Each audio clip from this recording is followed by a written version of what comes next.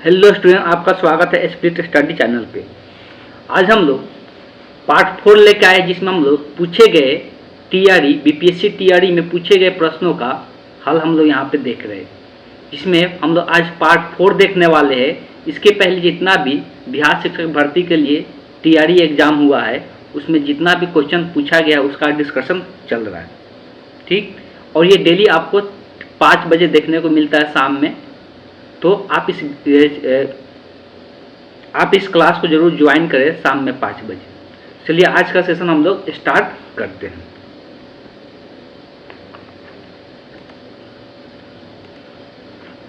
तो अगर पहला क्वेश्चन का बात करते हैं तो देखिए, क्वेश्चन को समझना बहुत जरूरी है। क्वेश्चन बहुत लोगों को समझ में नहीं आता है, जिसके कारण क्वेश्चन नहीं बन पाता है। पहले क्वेश्चन क्या बताया, इस प्रकार क्वेश्चन हम पहला सेशन में भी बताए थे। तांबे के एक गोले का व्यास दिया हुआ है। तांबे का गोला है, गोलाकार तांबे का कोई पदार्थ है जिसका आकृति कैसा है, गोला की आकृति का है, जिसका व्यास 6 सेंटीमीटर दिया हुआ है। अब उसको पिघला कर क्या किया जा रहा है, एक तार बनाया जा रहा है। तो तार की आकृति कैसा होता है, बेलनाकार होता है। और जब एक आकृति से दूसरे आकृति में परिवर्तन करते हैं तो क्या चीज समान होता है, तो आयतन समान होता है, वॉल्यूम क्या होता है, समान होता है। इसके पहले भी चर्चा हम लोग किए थे। इसका मतलब ये है कि यहाँ पे जो गोला है तो गोले का जो आयतन होगा, गोले का आयतन जो होगा वो बराबर होगा तार के आयतन के। तार कैसा है, बेलनाकार है, तार के आयतन के बराबर होगा। अब गोले के आयतन का फॉर्मूला आप सभी को याद होना चाहिए, कितना होता है, 4/3 पाई आर क्यू होता है। तार का आयतन का बात करेंगे तो तार का आयतन, तार का बेलनाकार है, बेलनाकार आकृति का क्षेत्रफल जो होता है, आयतन जो होता है पाई आर स्क्वायर। अब यहाँ पर दोनों का त्रिज्या अलग अलग होगा, गोले का त्रिज्या, बेलन का त्रिज्या। इस तार का त्रिज्या तो यहाँ पर कैपिटल आर से लिख देते हैं, पाई आर स्क्वायर। और जो लंबाई होता है ना, लंबाई को एल लिखे या बेलन में हम लोग ऊंचाई लिखते हैं तो एच भी लिख सकते हैं, जैसा इच्छा वो हम लोग लिख सकते हैं। अब यहाँ सबसे पहले पाई से पाई काट के हटा देते हैं। अब सबका मान रख देते हैं 4/3। इस आर का मान तो दिया हुआ है, गोले का जो व्यास है वो कितना है, 6 सेंटीमीटर है। गोले का व्यास कितना है, 6 सेंटीमीटर है। तो इस 6 सेंटीमीटर में आप लोग देख सकते हैं कि त्रिज्या जो होता है इसका आधा होता है। त्रिज्या कितना हो जाएगा, 3 हो जाएगा। तो यहाँ पर किसका की हो जाएगा, 3 का की हो जाएगा। अब इस तार का, अब यहाँ पर बात करते हैं तो यहाँ पर दिया हुआ एक समान वृत्ताकार अनुप्रस्थ करके लंबे तार को खींच के बनाया जाएगी। तार की लंबाई दिया हुआ है तो त्रिज्या निकालना है। त्रिज्या नहीं दिया हुआ है, लंबाई दिया हुआ है, मतलब ये ऊंचाई दिया हुआ है बेलन का। तो यहाँ पर त्रिज्या निकालना है और यहाँ पर बेलन का ऊंचाई का बात करते हैं, लंबाई का बात करते हैं तो ये 36 दिया हुआ है। अब जो कटने वाला है उसको कैंसल आउट करेंगे। उसके पहले यहाँ पे जो भी सिंप्लीफाई होने वाला है, अब देखिए यहाँ पे 3 को 3 है तो 2 को कट जाएगा, 2 को बचेगा। तो 4 गुने या 3 कितना हो जाएगा, 36 हो जाएगा, बराबर आर स्क्वायर इंटू 3 के 9 हो जाएगा, सॉरी 9 चौका ये 36 हो जाएगा। 36 बराबर आर स्क्वायर, बराबर यहाँ पे आर स्क्वायर इंटू 36 है। ये इधर भाग में आएगा तो कट जाएगा 36। तो आर स्क्वायर बराबर कितना बचेगा, 1 बचेगा। तो आर का मान यहाँ से क्या आ जाएगा, √1। त्रिज्या हमेशा पॉजिटिव होता है, इसलिए यहाँ पर प्लस माइनस साइन नहीं लेंगे, तो 1 का √1 ही रह जाता है। तो त्रिज्या कितना सेंटीमीटर निकल के आया, त्रिज्या 1 सेंटीमीटर निकल के आया, जो कि 1 सेंटीमीटर ऑप्शन में कहीं पर भी नहीं दिया हुआ है। जब ऑप्शन में नहीं दिया हुआ है 1 सेंटीमीटर, तो इस क्वेश्चन का जो करेक्ट ऑप्शन होगा उपयुक्त में से कोई नहीं हो जाएगा। उपयुक्त में से क्या हो जाएगा, कोई नहीं। इस क्वेश्चन में कॉन्सेप्ट क्या है, तो कॉन्सेप्ट यही ध्यान में रखना है कि जब भी एक आकृति से दूसरे आकृति में परिवर्तन करते हैं तो उसका क्या समान होता है, तो उसका आयतन बराबर होता है, उसका वॉल्यूम क्या होता है, बराबर होता है। और तार जो बनता है तो तार की आकृति याद रखना है हमेशा। तार का आकृति कैसा होता है, तो तार का जो फिगर होता है वो बेलनाकार होता है, सिलेंड्रिकल होता है। अब बात अब क्लियर है। तो यही कॉन्सेप्ट यूज किया जाता है। मोस्ट कॉन्सेप्ट यहाँ पर क्या आता है, तो एक आकृति से दूसरे आकृति में बदलते हैं तो वही हम लोग देखने को मिलता है, उसका आयतन समान होता है, उसका वॉल्यूम समान होता है। चलिए चलते हैं, नेक्स्ट क्वेश्चन देखते हैं। अब यहाँ पर बात किया जा रहा है, 2 वृत्त आंतरिक रूप से स्पर्श करते हैं। अब बहुत लोगों को समझ में नहीं आ कि इसका मतलब क्या है। यदि इसका 2-3 कॉन्सेप्ट ध्यान में रखना जरूरी है। जब भी बात किया जा रहा है कि 2 वृत्त है मेरे पास, अगर एक वृत्त होगा, एक थोड़ा बड़ा होगा, एक छोटा होगा, ऑब्वियस है, एक दूसरा वृत्त होगा। दूसरा वृत्त इससे स्पर्श तो करेगा लेकिन ये स्पर्श जो करेगा वो कहाँ पे होगा, तो अंदर से स्पर्श करेगा। इसको बाहर से भी कर सकते थे, ये आंतरिक रूप से बोलते हैं, यहाँ पे स्पर्श करता है। और जिस बिंदु पर स्पर्श करता है, अगर यहाँ पे लंब डालते हैं तो उसको दोनों के केंद्र से होकर गुजरता है। दोनों के, मान लो कि एक का केंद्रक यहाँ पे है और दूसरे का केंद्रक यहाँ पे आ रहा है, तो दोनों का केंद्रक से होकर गुजरता है।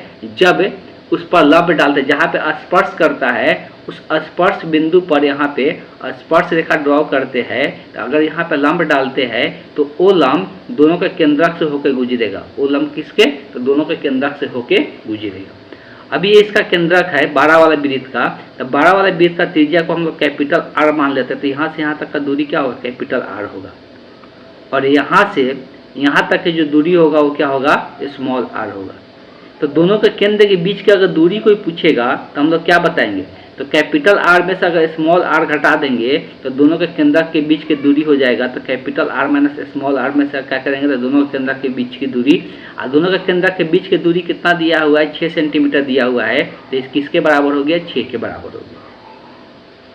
अब बात की जाए दोनों का क्षेत्रफलों का योग जो है दिया हुआ है 116 पाई सेंटीमीटर स्क्वायर दिया हुआ है। तो क्षेत्रफल दोनों का कैसे निकलेगा, तो हम लोग पता है कि वृत्त का क्षेत्रफल जो होता है पाई आर स्क्वायर होता है। पहले इसका कैपिटल वाला का लिख दिए, 12 वाला का, उसके बाद छोटा वाला का लिख देते हैं, और दोनों का योग जो दिया हुआ है 116 पाई दिया हुआ है। सबसे पहले इसमें से पाई कॉमन कर लेते हैं, तो R square plus capital R square plus small R square हो जाएगा। अब पाई से इधर पाई क्या हो जाएगा, इधर भाग में जाएगा तो ये कैंसल आउट हो जाएगा। तो यहाँ से निकल के आया R square plus capital R square बराबर 116। तो यहाँ पर एक समीकरण बना हुआ है, capital R minus small R बराबर 6, और यहाँ पे समीकरण बन गया R square plus capital R square plus small R square. अब इसको चेंज करते हैं एक फार्मूला पे, और आर प्लस आर का मान निकालने की कोशिश करते हैं कि निकल सके। अब यहाँ पर ट्राई करेंगे, जरूरी नहीं है कि निकलेगा ही ऐसे। दूसरा तरीका भी है कि यहाँ से एक का मान निकाल के यहाँ पे रख दे और द्विघात समीकरण सॉल्व कर ले। या एक और तरीका है कि अब हम लोग ऑप्शन की ओर चले और ऑप्शन से चेक कर ले कौन सा ऑप्शन मैच कर रहा है। तो ये सबसे आसान तरीका है, ये सबसे आसान तरीका है। तो देखिए पहले दोनों त्रिज्याओं का अंतर जो है कितना आना चाहिए, 6 आना चाहिए। यहाँ पे सबसे अच्छा वही है कि ऑप्शन चेक कर ले। तो अब यहाँ पर देख लेते हैं डिफरेंस। सबसे पहले अंतर देख लेते हैं, यहाँ पर भी 6 है, यहाँ पर भी 6 है, और यहाँ पर भी 6 है। अंतर तो सबका समान है। अब स्क्वायर करके जोड़ने पर 116 आना चाहिए। थोड़ा सा अगर दिमाग लगाएंगे, देखो 12 का स्क्वायर करेंगे तो 144 हो जा रहा है, पहले 116 से अधिक हो जा रहा है, तो ये तो पॉसिबल ही नहीं है। 16 का स्क्वायर करेंगे तो 256 हो जा रहा है, तो बहुत ज़्यादा ही हो जा रहा है। अब फिर इसका स्क्वायर करके जोड़ेंगे तो बहुत ज़्यादा हो जाएगा। तब यहाँ पर एक ही ऑप्शन दिख रहा है, 10 का स्क्वायर कितना होगा 100, और 4 का स्क्वायर कितना होगा 4 चौका 16, तो ये कितना आ जाएगा 116 आएगा। तो यही ऑप्शन करेक्ट ऑप्शन होगा, जो कि दोनों इक्वेशन को क्या कर रहा है, सेटिस्फाई कर रहा है। तो ऑप्शन बी द करेक्ट होता है। इस तरह से दिमाग लगाना है, हमेशा पूरी तरह से सॉल्व करने की कोशिश नहीं करना है। ये ऑब्जेक्टिव क्वेश्चन है, ना कि सब्जेक्टिव क्वेश्चन है कि हम लोग पूरा डिटेल में इसको सॉल्व करेंगे। जहाँ पर ऑप्शन से लगेगा कि बन जाने वाला है, अब वहाँ पर उसके आगे क्या कर ले, ऑप्शन का प्रयोग कर ले फास्ट बनाने के लिए। ठीक है, चलिए चलते हैं नेक्स्ट क्वेश्चन देखते हैं। अब देखो बात किया जा रहा है कि एक तेज ट्रेन चलने वाला है, जिसका दूरी कितना चल रहा है लोग, तो 600 किलोमीटर की यात्रा के लिए धीमी ट्रेन से 3 घंटे समय कम लेती है। जो तेज वाला ट्रेन है वो समय कम ले रहा है किससे, धीमी चलने वाला ट्रेन से। अब एक ही दूरी तय करना है दोनों को, 600 किलोमीटर दूरी सबका समान यहाँ पे है। समय का अंतर दिया हुआ है, 3 घंटे का अंतर दोनों में लग रहा है। अब यहाँ पे दिया हुआ है दोनों के चाल में संबंध दिया हुआ है कि यदि धीमी ट्रेन की गति तेज ट्रेन की गति से 10 किलोमीटर, अब देखो धीमी ट्रेन की गति है, जो तेज चलने वाला गति ट्रेन है उससे 10 किलोमीटर प्रति घंटा कम चल रहा है। मतलब पहले तेज वाला को अगर x मान लेते हैं तो धीमी वाला के x माइनस क्या हो जाएगा 10 हो जाएगा। तो यहाँ पे मानेंगे तो मानेंगे किसको, तो तेज वाला को मानेंगे। इतना लिखने डिटेल में नहीं जा रहे, हम लोग यहाँ पर तेज ट्रेन की गति मान लेते हैं। तेज ट्रेन की गति उसको हम x मान लेते हैं। ठीक है, तो धीमी वाला जो ट्रेन है, तो धीमी ट्रेन की गति जो होगा वो कितना हो जाएगा, तो 10 किलोमीटर कम है, 10 किलोमीटर प्रति घंटा कम किलोमीटर से चल रही है, तो x माइनस क्या हो जाएगी 10 हो जाएगी। अब दोनों की गति हम लोग को पता चल गया। अब समय का क्वेश्चन में दिया हुआ समय का अंतर दिया हुआ है, हमको अब समय का फार्मूला पता होना चाहिए कि जो समय का फार्मूला होता है, तो समय का फार्मूला क्या होता है, दूरी बटे चाल होता है। अब ये सभी को याद होना चाहिए, समय का फार्मूला क्या होता है, दूरी बटे चाल होता है। तो अधिक समय कौन ले रहा है, तो पहले जो अधिक समय ले रहा है उसको लिखेंगे। धीमी ट्रेन चलने वाला गति, तो दूरी कितना तय कर रहा है 600 किलोमीटर, और चाल कितना है इसका, तो x माइनस 10 है। तो ये क्या अधिक समय ले रहा है, और कम समय लेने वाला का चाल, तो कम समय लेने वाला का जो समय होगा वो कितना 600 बटे इसका चाल कितना है x है, तो बटे में x हो गया। और दोनों का समय का अंतर हो रहा है, मतलब ये समय कितना ज़्यादा ले रहा है 3 घंटे, तो दोनों का अंतर जो हो रहा है समय का कितने का हो रहा है 3 का हो रहा है, तो बराबर क्या हो गया 3 हो गया। अब यहाँ पर इसको सॉल्व नहीं करेंगे, फिर से सॉल्व करेंगे द्विघात समीकरण बनेगा, बहुत लंबा समय जाएगा। इसका आसान तरीका क्या है कि अब ऑप्शन रख के चेक कर लेते हैं कि कौन सा ऑप्शन सही हो रहा है। ठीक, जो अधिक होगा वो x का मान होगा, जो तेज ट्रेन चलने वाला का गति होगा, और जो स्लो होगा वो उससे कम 10 किलोमीटर कम होना चाहिए। तो सब में पहले दिख रहा है कि 10 कम है ना, ये भी 10 कम है, ये भी 10 कम है, ये भी 10 कम है, तीनों में 10 कम दिया है, मतलब तीनों ऑप्शन सही अभी दिख रहा है। ठीक है, अब हम लोग यहाँ पे आ जाते हैं। अगर x का मान 50 लेते हैं तो इसका मान कितना आएगा 40 आएगा। तब रख के चेक कर लेते हैं। पहला ऑप्शन अगर चेक करेंगे तो x बराबर कितना 50, और दूसरा x माइनस 10 का मान कितना आएगा 40 होगा। अब यहाँ पे रख के चेक करेंगे, तो यहाँ पे जब रखेंगे तो यहाँ 40 रखते हैं तो 1 जीरो से 1 जीरो कट जाएगा, ये कितना बचेगा 15 चौका 60 हो जाता है, यहाँ पर 15 बचेगा। अगर 50 रखते तो 1 जीरो से 1 जीरो कट जाएगा, और 60 से तो ये 12 मरतबे कटेगा, तो इसका अंतर कितना आ जा रहा है 3 आ जा रहा है। आप ये खुद रख कर चेक करना होगा आपको फास्ट। तो ये ऑप्शन सही दिख रहा है, ये ऑप्शन क्या दिख रहा है सही दिख रहा है। दूसरा ऑप्शन भी रख के चेक कर सकते हैं। तो यहाँ पर दूसरा बी वाला ऑप्शन को अगर रख के चेक करते हैं तो x की जगह कितना रखना है 40 और 30, और यहाँ पे अगला जो है x माइनस 10 की जगह कितना रखना है 20 रखना है। अब यहाँ पर रख के चेक कर सकते हैं। जब यहाँ पर 20 रखेंगे तो कटेगा 0 से 0, यहाँ 30 आ जाएगा, और यहाँ पर जब 30 रखेंगे तो 1 जीरो से 1 जीरो 3 यहाँ पर 20 आ जाएगा। अंतर यहाँ पर कितना आ जा रहा है 10, लेकिन अंतर कितना आना चाहिए 3 का, तो ये ऑप्शन इनकरेक्ट हो जाएगा। इसी प्रकार इसको भी रख के चेक कर सकते हैं, ये भी गलत हो जाएगा। देख सकते हैं यहाँ पर 40 रखेंगे तो 0 0 यहाँ पर 15 बचेगा, यहाँ पर 30 रखेंगे तो यहाँ पर कितना 20 बचेगा, तो 20 में से यहाँ पर अंतर 5 आ जाएगा, तो ये भी ऑप्शन क्या हो जाएगा इनकरेक्ट हो जाएगा। तो इस केस में कभी भी जब हम लोग समीकरण बना ले तो उस समीकरण में ऑप्शन रख के चेक कर लेंगे कि सही है कि गलत है।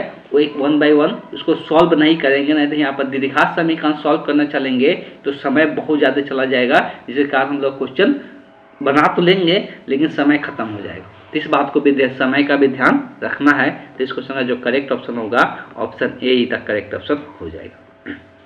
चलिए चलते हैं नेक्स्ट क्वेश्चन देखते हैं। देखिए यहाँ पर x का मान निकालने के लिए बोला गया है।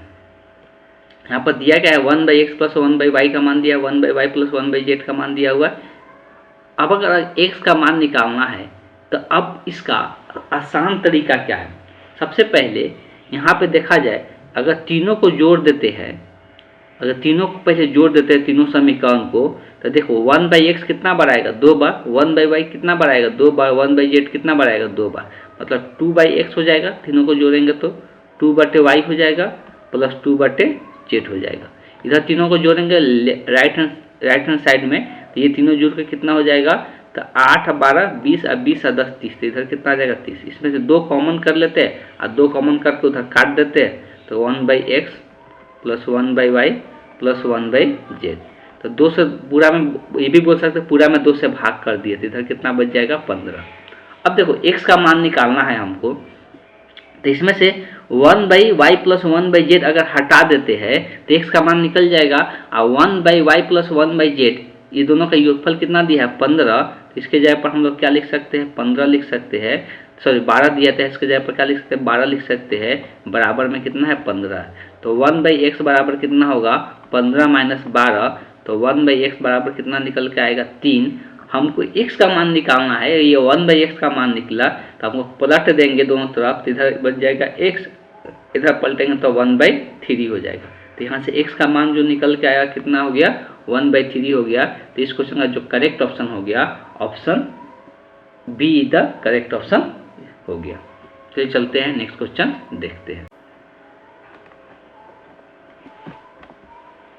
अगला क्वेश्चन है, क्वेश्चन को समझना बहुत इंपॉर्टेंट है, कॉन्सेप्ट को भी समझना। और ये चीज़ आप तभी कर पाएंगे जब अधिक से अधिक क्वेश्चन बनाएंगे तब, नहीं तो क्वेश्चन ही बहुत सारा ऐसा क्वेश्चन मिलेगा कि आपको समझ में ही नहीं आएगा क्वेश्चन में बोल क्या रहा है। अब इस क्वेश्चन को अगर देखेंगे तो इस क्वेश्चन में बोला गया है कि एक राशि 5 वर्षों में किस पर साधारण ब्याज पर वो कितना प्रतिशत की वृद्धि करता है, 50%। मतलब 5 साल में 50%। हमको पता है कि साधारण ब्याज में जो हर एक साल जो दर होता है वो समान होता है, लेकिन चक्रवृद्धि ब्याज में वो समान नहीं होता। कहने का मतलब ये है कि 5 साल में 50% है तो एक साल में कितना रहा होगा, 10%। तो प्रति वर्ष जो रहा होगा वो कितना, 10%। में 5 से भाग करेंगे तो प्रति वर्ष कितना, 10%। 10 + 10 + 10 जुड़ के 5 बार 10 जुड़ा होगा तो 5 साल में कितना हो गया होगा, 50%। लेकिन चक्रवृद्धि ब्याज में ये डायरेक्ट ऐसा 10% नहीं बढ़ता है, वो क्या होता है, सक्सेसिव लगता है, उसके अनुसार उसका दर इंक्रीमेंट करता है। तो सबसे पहले तो ये पता चल गया कि प्रति वर्ष दर जो है कितना है, 10% है। अब बात किया जाए कि इसी दर से ये जो 12,000 रुपये का 3 वर्षों बाद चक्रवृद्धि ब्याज क्या होगा बताना है, ठीक है, इसी दर से। अब यहाँ पर बात किया जाए 3 वर्ष के लिए, तो 10% 3 वर्ष के लिए निकालना है। 10% कितना वर्ष के लिए, 3 वर्ष के लिए चक्रवृद्धि ब्याज में तो सक्सेसिव लगता है। पहले ये 2 के लिए सक्सेसिव लगाएंगे। सक्सेसिव निकालने का फॉर्मूला क्या होता है, a + b + a × b/100 होता है, ये 2 के लिए होता है। तो ये सक्सेसिव लगाकर 2 वर्षों के लिए पहले निकालेंगे और तब 3 वर्षों के लिए निकालेंगे। तो पहले ये 2 वर्षों के लिए निकालते हैं तो यहाँ से क्या हो जाएगा, 10 + 10 + 10 × 10/100। ये बहुत फास्ट निकालना पड़ेगा। 10 + 10 20 हो जाएगा, ये कट के 1 बचेगा तो ये 21% हो जाएगा। अब ये 2 साल के लिए और ये लास्ट तीसरा साल वाला, इसके साथ आप सक्सेसिव निकालेंगे तब 3 साल का निकलेगा। तो अब a का मान हो गया 21, b का मान हो गया 10, तो 21 × 10/100 हो जाएगा। अब इसको सिंप्लीफाई करेंगे तो ये तो 31 आ जाएगा और यहाँ से 1 0 से 1 0 कट जाएगा और 21 में 10 से भाग करेंगे तो 2.1 होगा। तो इसको जोड़ेंगे तो ये कितना हो जाएगा, 33.1% हो जाएगा। तो 3 सालों में जो दर होगा वो कितना होगा, चक्रवृद्धि ब्याज के लिए 33.1% होगा। बात क्लियर है, 33.1%। मतलब इसका अगर चक्रवृद्धि ब्याज निकालना है तो जिसको कंपाउंड इंटरेस्ट कहते हैं, तो 12,000 का कितना प्रतिशत निकालना पड़ेगा, तो 12,000 का 33.1%, मतलब 33.1% का मतलब क्या होता है, 100। तो बट्टे क्या हो गया, 100 हो गया। अब यहाँ से 2 0 से 2 0 क्या हो जाएगा, कट जाएगा। अब यहाँ पर सिंपल गुना कर ले तो 12 1 से गुना होगा तो 12 का में को 2 बचेगा, 1 बचेगा हाथ से। 12 36 36 1 37 के 7 हो जाएगा, हाथ में 3 बचेगा। 12 36 36 7 39 हो जाएगा। तो यहाँ पर 39, और यहाँ पर एक 0 है तो एक 0 आएगा और एक अंक दशमलव के बाद एक ही अंक है तो यहाँ पर दशमलव बैठेगा। तो ये कितना आ गया, 3,972 रुपये आ गया। यहाँ पर दशमलव है, 3,972 रुपये। ऑप्शन किस में है, तो ऑप्शन ए में है। तो करेक्ट ऑप्शन क्या हो जाएगा, ए हो जाएगा। तब बहुत ध्यान से बनाना पड़ेगा आपको कि ये 5 वर्षों में साधारण ब्याज का जो दर वृद्धि दर हो गया था, कितना हो गया था, 50%। तो 1 वर्ष के लिए पहले निकाल लेंगे तो 1 वर्ष के लिए कितना हो गया, 10%। अब 3 वर्षों के लिए चक्रवृद्धि ब्याज निकालना है तो ये 3 बार डायरेक्ट 30% नहीं जोड़ देंगे। साधारण अगर साधारण ब्याज रहता तो ये 30% हो जाता, लेकिन ये क्या है, चक्रवृद्धि ब्याज है तो सक्सेसिव निकाल कर हम लोग को दर निकालना पड़ता है। तो पहले 2 वर्षों के लिए निकाले, ये फॉर्मूला यूज करके 2 वर्षों के लिए इतना निकाले, फिर तीसरा वर्ष वाला इसमें सक्सेसिव लगा कर जोड़ेंगे तो ये इतना प्रतिशत आ गया। तो इस मूल्य का हम लोग इतना प्रतिशत निकाल लेंगे तो वही हम लोग क्या होगा, चक्रवृद्धि ब्याज निकल के आ जाएगा। चलिए चलते हैं नेक्स्ट क्वेश्चन देखते हैं। ये क्वेश्चन है कि एक परीक्षा में कुल अभ्यर्थी का कितना, 37.1/2%। छात्रा, देखो छात्राएं लिखा हुआ है, अब यहाँ पे कंफ्यूज नहीं होना है। छात्राएं का मतलब हो गया गर्ल्स, ठीक है। यहाँ पर गर्ल्स हो गया। और यहाँ पर भी छात्रों लिखा हुआ है, छात्रों का मतलब हो गया बॉय, यहाँ पर क्या हो गया, बॉयज हो गया। ठीक, तो ये सब चीज़ें ध्यान में रखना है, कंफ्यूज नहीं होना है। यहाँ छात्राओं लिखा हुआ है, फिर से यहाँ पे क्या हो गया, गर्ल्स हो गया, यहाँ पर गर्ल्स का बात हो रहा है। ठीक, अब आते हैं कि अगर हम लोग बात करते हैं कि ये कितना प्रतिशत है। अब सबसे पहले यहाँ पे कुल विद्यार्थियों का, छात्राओं की संख्या और छात्रा की संख्या, गर्ल्स और बॉयज की संख्या, सबसे पहले अगर हम 100 पे निकालते हैं, सबसे पहले हम क्या करते हैं, 100 पे निकालते हैं। तो 100 पे अगर हम निकालते हैं, तो 100 पे अगर चलते हैं, तो सबसे पहले अगर हम लोग बात करते हैं गर्ल्स की संख्या, तो 100 का कितना प्रतिशत बोल रहा है ये, 100 का यहाँ पर देख सकते हैं, 100 का 37.1/2, 37.1/2 का मतलब कितना प्रतिशत हुआ। तो 37 का पहले दोगुना कर ले, एक उसमें जोड़ के उसका आधा कर ले, वही उसका 37 पूर्णांक होगा। तो यहाँ पे ये फास्ट आपको आना चाहिए कि 37.1/2 का मतलब क्या होता है, नहीं तो ये आपका टाइम टेकन हो जाएगा। तो ये 75/2% होता है। कितना होता है, तो 75/2। तो 100 का हमको कितना निकालना है, 75 यहाँ पर लिख भी देते हैं, 100 का 75/2%, प्रतिशत का मतलब होता है 100, ये 100 से 100 कट जाएगा, तो ये कितना बचेगा, 75/2 बचेगा। वैसे इसी का कितना प्रतिशत निकालना है, तो अब यहाँ पे देखो, इतना प्रतिशत अगर क्या है, छात्राएं है मतलब गर्ल्स है, तो बॉय क्या बचेगा। अब इसको 100 में से घटा दो, 100 में से इतना अगर ये है तो 100 में से इसको घटा देंगे, तो 100 में से इसको घटाएंगे तो कितना बचेगा, 125/2 बचेगा, 125/2 हो जाएगा। तो इतना बॉयज हो गया, ये 100 पर हम निकाल ली। अब बात किया जाए सफल और असफल का, तो बात किया जा रहा है जो छात्रा है, तो छात्रा का 75, छात्रों का 75% क्या हो रहा है, सफल हो रहा है। और छात्राएं जो है ये 62.1/2 क्या हो जा रहा है, सफल हो रहा है। 62.1/2 जो है वो सफल हो रहा है। ठीक है, लेकिन यहाँ पर जो दिया हुआ है उस पर सबसे पहले नज़र डालते हैं। जो दिया हुआ है वो क्या दिया हुआ है कि 342 छात्राएं मतलब क्या, गर्ल्स जो है असफल है। देखो, तो अब यहाँ पे आ जाओ कि सफल की संख्या कितना दिया है, सफल का प्रतिशत दिया हुआ है 62.1/2। 62.1/2 का मतलब क्या होता है, तो 125/2 होता है। तो इतना क्या हुआ है, गर्ल्स जो है सफल हुआ है, इतना गर्ल्स सफल हुआ है। तो इसको 100 में से घटा दो तो असफल की संख्या निकल जाएगा। तो 100 में से घटाएंगे तो 75/2% क्या होगा, गर्ल्स असफल होगा। तो हम असफल की संख्या पहले गर्ल्स का निकालते हैं। तो अगर हम लोग असफल का निकालते हैं तो यहाँ पे असफल को क्या चीज़ से इंडिकेट करें, फेल से इंडिकेट करते हैं, असफल को फेल से। तो 75/2 गर्ल्स जो है इतना में से कितना प्रतिशत फेल कर गए, तो 75/2%, मतलब प्रतिशत का मतलब क्या हो गया, 100 हो गया। इतना फेल कर गई है। ठीक है, इतना फेल कर गई है, और इसी का मान कितना दिया हुआ है, 300 कितना दिया हुआ है, 42 दिया हुआ है। ठीक है, अब अगर इसको हम लोग कुछ कैंसल आउट करते सिंप्लीफाई करेंगे तो बाद में हम लोग देखते हैं। अब हमको निकालना क्या है, उस पर चलते हैं। तो असफल छात्रों की संख्या निकालना है, छात्रों मतलब क्या, बॉयज की संख्या निकालना है। तो देखो, सफल बॉयज कितना है, 75%, तो असफल कितना होगा, 25%, मतलब इसका 25% पहले निकाल लेते हैं। तो 125/2 के 25%, इसका मतलब क्या, इतना।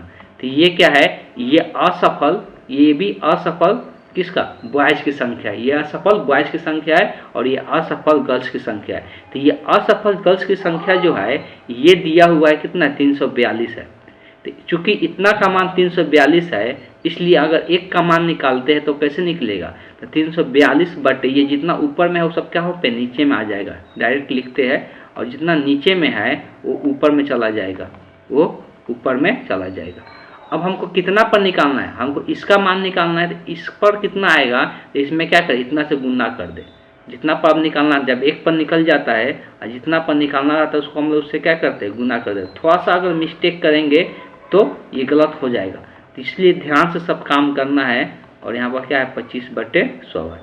अब जितना कट रहा है उसको कैंसल आउट करेंगे। सबसे पहले ये 100 से 100 यहाँ से हटा देते हैं।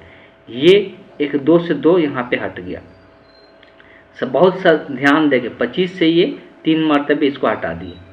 अब यहाँ पर बात करते हैं तो, और यहाँ पर एक अभी 2 बचा हुआ है, नीचे में और कोई यहीं पर 2 दिख नहीं रहा है, तो इसलिए यहाँ पर 25 से फिर यहाँ पर 3 मरतबे काट देते हैं, अब 25 से ये 5 मरतबे।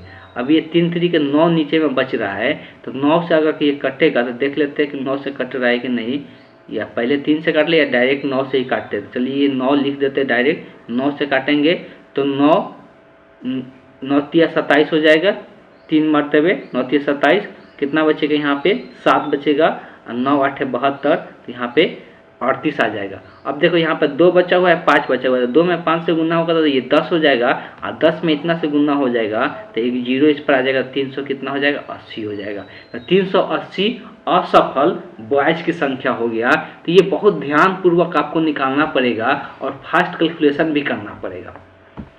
फिर से एक बार ध्यान से सुने, जो चीज़ दिया है उसके ओर चलेंगे, और जो चीज़ निकालना है उसके ओर चलेंगे, जो चीज़ नहीं करना है उसके ओर हम लोग नहीं भागेंगे। फिर से यहाँ पर ध्यान दें कि हम किए क्या। सबसे पहले कुल छात्रों की संख्या को हम 100 मान लिए, जिसमें दिया हुआ था कि इतना प्रतिशत, मतलब 37.1/2, तो 100 में जो प्रतिशत दिया जाता है वही मान हो जाता है। तो इतना छात्राएँ है, तो छात्राएँ गर्ल्स को दिखा दिए कितना, ये 75/2 होता है, तो 75/2 लिख दिए। अब जो इतना प्रतिशत छात्राएँ हो गया, मतलब 75 जो छात्राएँ हो गया, तो 100 में हटा दो तो उतना क्या बच जाएगा, बॉय बच जाएगा। ठीक है, मतलब छात्रों बच जाएगा। ठीक, अब यहाँ पर बात करते हैं। अब देखो दिया हुआ क्वेश्चन में क्या था कि जो गर्ल्स है, असफल गर्ल्स की संख्या दिया हुआ था, तो हमको असफल गर्ल्स की संख्या ही निकालना पड़ेगा। लेकिन यहाँ पर प्रतिशत किसका दिया हुआ था, सफल गर्ल्स की प्रतिशत दिया हुआ था।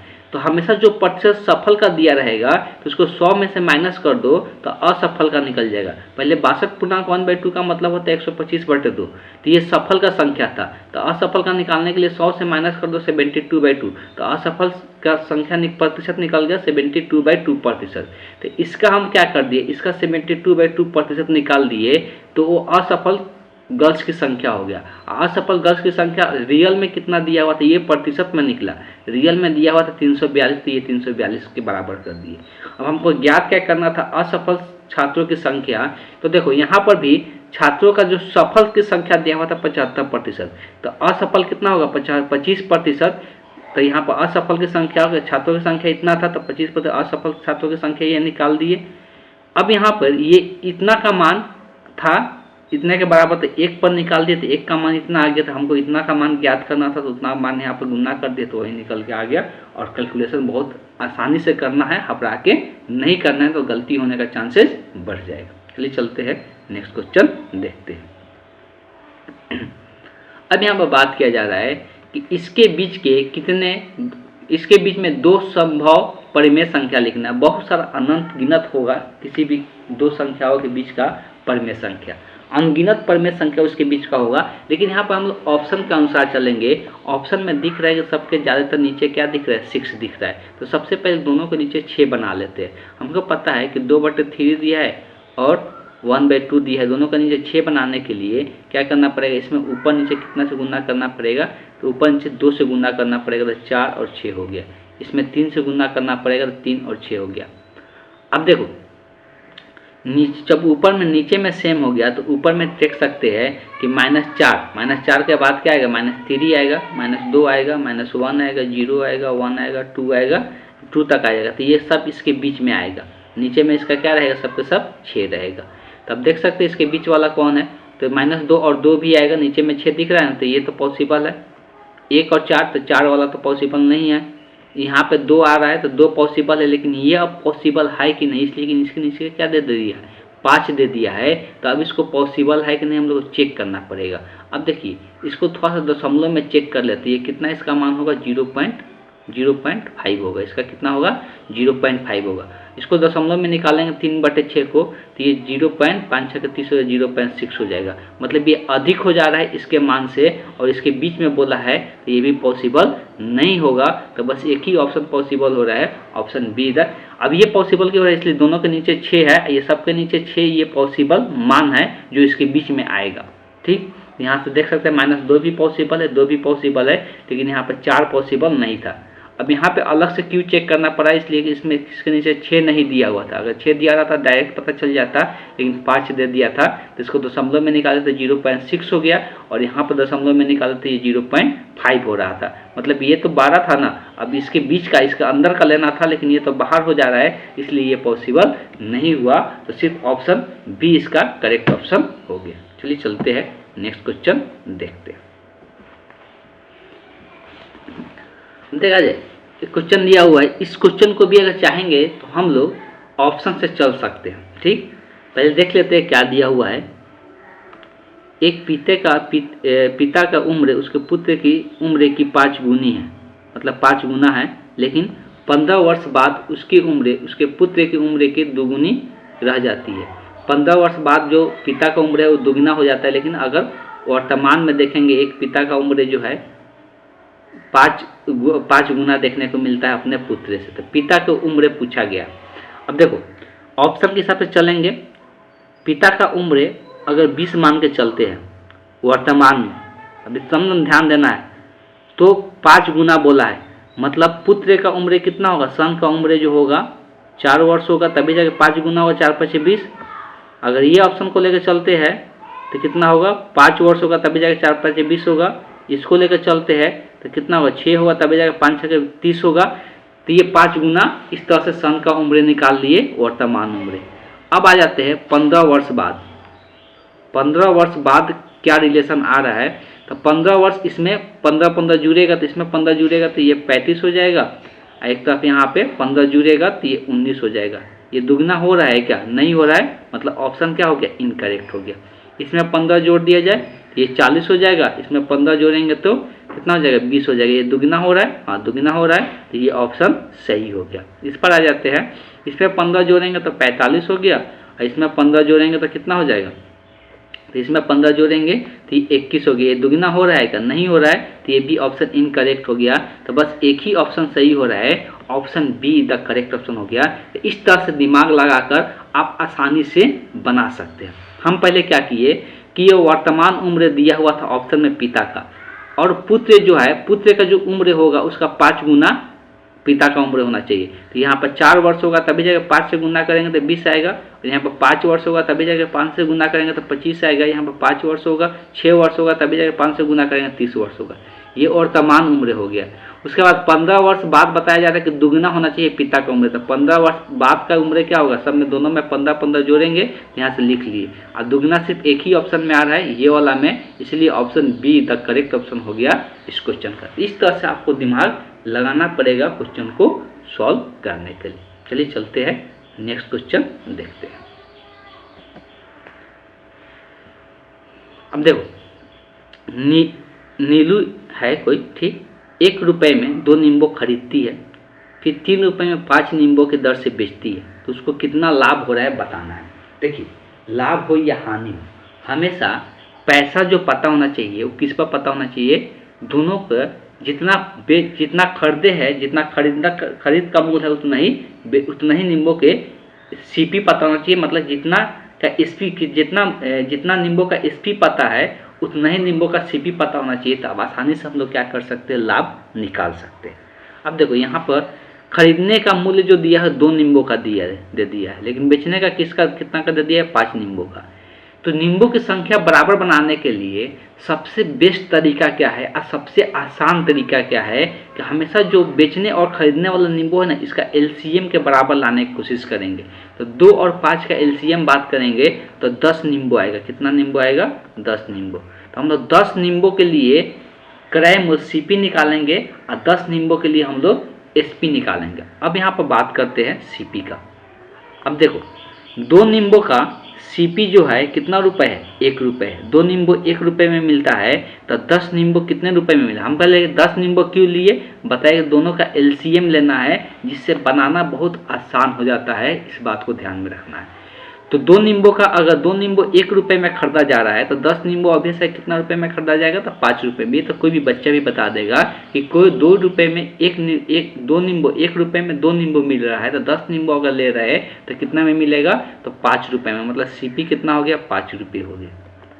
एसपी का बात करते हैं तो ₹3 में 5 नींबू मिल रहा है। ₹3 में कितना? ₹3 में 5 नींबू, तो 10 नींबू कितने रुपए में मिलेगा? ऑब्वियस है, ₹3 में 5 नींबू बेच रहे हैं, तो 10 नींबू कितने रुपए में बेचेंगे? ₹6 में। कोई बताएगा? 3 दूना के 6, मतलब अगर दुगना नींबू कर देते हैं तो पैसा भी क्या हो जाएगा? दुगना हो जाएगा, तो ₹6 हो गया। अब 10 नींबू का सीपी और एसपी पता चल गया।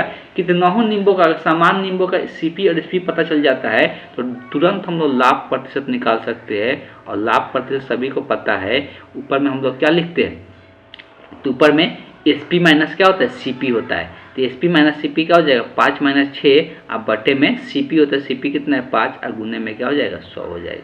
तो यहाँ पर बच जाएगा 1/5 गुने 100, और 5 से ये कट जाएगा 20 मरतबे, तो कितना प्रतिशत का लाभ हो गया? तो 20% का यहाँ पे लाभ देखने को मिल रहा है। तो बहुत ही ये ट्रिकी क्वेश्चन है, और वहाँ पे टाइम वेस्ट नहीं करना है। जब तक इस टाइप का क्वेश्चन आप ज़्यादा से ज़्यादा नहीं बनाइएगा, आपका कॉन्सेप्ट बूस्ट नहीं होगा और फास्ट आप कैलकुलेशन नहीं कर पाइएगा, ठीक।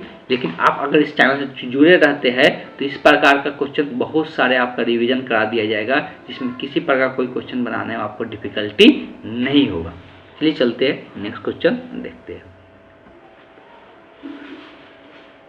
इस टाइप का क्वेश्चन बहुत बार रिपीट भी कर रहा है एक विद्यार्थी। अब इसमें किस टाइप का क्वेश्चन रिपीट करता है, थोड़ा सा ध्यान दें कि एक विद्यार्थी प्रत्येक, कोई हिंदी बोलने वाला है, कोई अंग्रेजी बोलने वाला है। बात किया जा रहा है कि इसमें से 50.8% हिंदी बोलने वाला है, 64.2% अंग्रेजी बोलने वाला है, और कुल विद्यार्थी, जब भी कुल विद्यार्थी को संख्या बात किया जाए तो ये क्या होता है? या तो ये हिंदी बोलने वाला है, इंग्लिश, हिंदी इंग्लिश दोनों मिक्स, ठीक, हिंदी या इंग्लिश बोलने वाला। और हिंदी और इंग्लिश बोलने वाला की संख्या को हम लोग ए है, हिंदी वाला को मान लेते हैं। चलिए हिंदी को एच से लिख देते हैं, यूनियन, इंग्लिश को ई से दर्शा देते थे, हिंदी यूनियन, इसका संख्या को दर्शाता है ये कुल विद्यार्थियों की संख्या। लेकिन अभी हम लोग यहाँ पे कुल विद्यार्थियों की संख्या दिया हुआ है, लेकिन यहाँ पर प्रतिशत में बात कर रहे हैं, तो कुल विद्यार्थियों की संख्या हम लोग कितना प्रतिशत लेना पड़ेगा? 100% लेना पड़ेगा, ठीक है। अब एक फार्मूला होता है, बोला है कि दोनों बोलने वाला किसको बोलते हैं? दोनों का इंटरसेक्शन मतलब ये निकालना है।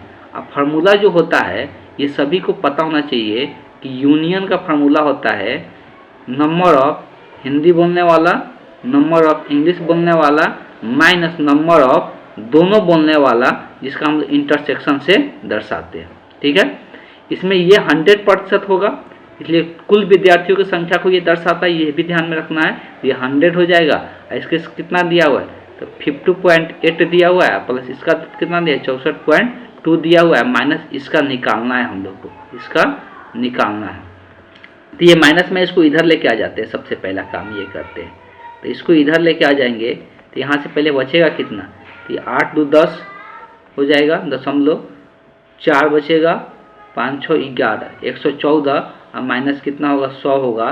तो ये कितना? 114 में 100 घटेगा तो 14%। तो ये प्रतिशत के रूप में 14 निकला। अब देखो ये जो कुल विद्यार्थियों को दिया गया है संख्या, ये कितना का मान है? तो 100% का मान कितना है? 100% का मान 500 है, तो हमको 14% का निकालना है। इसका तरीका क्या है? पहले 1 पर निकाल ले, तो 1 पर के लिए क्या होता है? 500/100। हमको कितना का निकालना है? 14% का मान निकालना है। तो इसमें 14 से क्या कर दे? गुना कर दे। 14 से इसमें क्या करेंगे? गुना कर देंगे। तो इसमें 2 जीरो से 2 जीरो कट जाएगा, और 14×5 कितना होता है? 70 होता है।